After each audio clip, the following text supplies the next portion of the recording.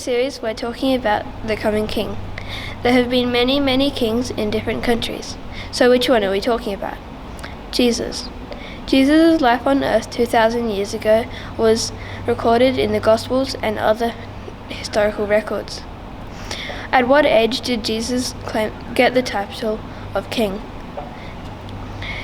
The current British king, King Charles, was 73 when he became king. How old was Jesus? King Herod, who was king when Jesus was born, was deeply disturbed when wise men from eastern lands arrived in Jerusalem asking, "Where is the newborn king of the Jews?"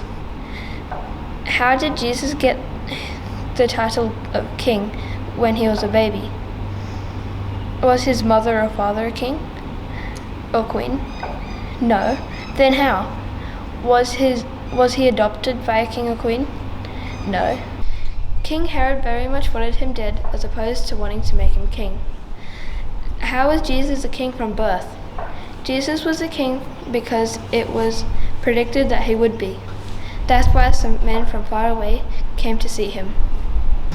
Herod called a meeting with the leading priests and teachers of religious law and asked where this king was to be born. They were able to tell him because not only was the coming king predicted, where he was going to be born was also predicted. This prediction was written by Micah around 700 years prior.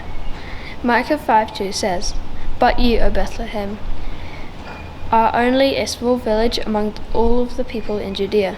Yet a ruler of Israel, whose origins are in the distant past, will come from you on my behalf." The wise men hadn't read the prediction about where Jesus would be born, but they did have a sense of when he would be born. This was likely due to a prophetic timetable given to Daniel by God, around 500 years earlier, that set out many events before they happened, including the timing of Jesus' birth.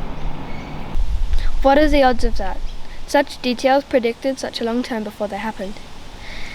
Details like when and where he would be born, and the role that he would play in history.